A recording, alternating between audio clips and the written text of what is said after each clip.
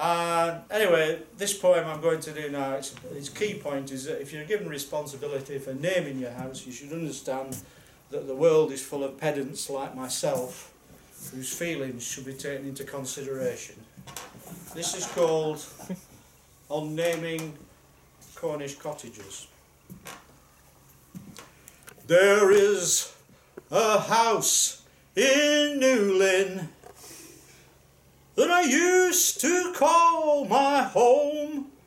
It was called Pendennis, a fine Cornish name that means castle on the headland. This Pendennis was at sea level, not really authentic I felt, but then having lived in one of 4 modern semi-detached houses called Buccaneer Cottages, it could be worse. Pendennis. Its name was marked out and hammered into the granite door frame in those little black letters that you see on Cornish gravestones. Those letters that sometimes fall off. Pendennis.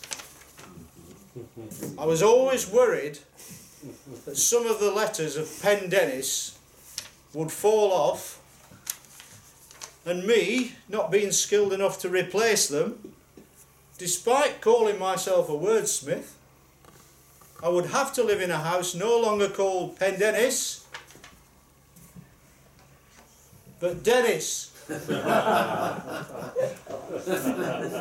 what were you lot thinking of?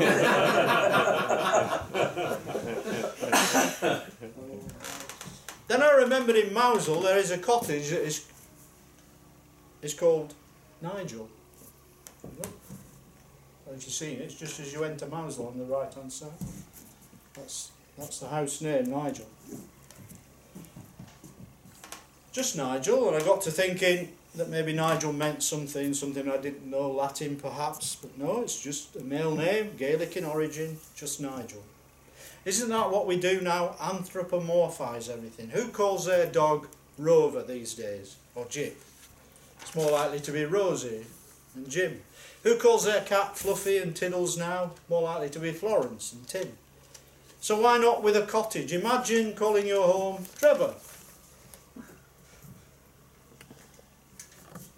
In Carbis Bay.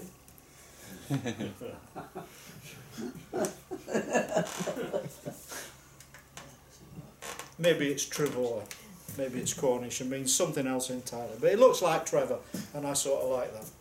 Giving your home a Cornish name lends it an air of authenticity, a feeling of establishment. New house becomes Shy Newith. Seaview becomes Gwellan Moor. As a rule, Cornish house names are a good thing. You're in Cornwall, embrace it. Unlike those people who like to stake a claim for their homeland, conquerors taking up the conqueror's position, or missionaries taking up the... maybe not mission. Whether it's Surbiton Cottage or Goodison Park, their home is a circle of covered wagons holding fast against the natives, a little piece of Cornwall that is forever England, or maybe Spain. Why move to Cornwall and call your house Torremolinos? Thank you.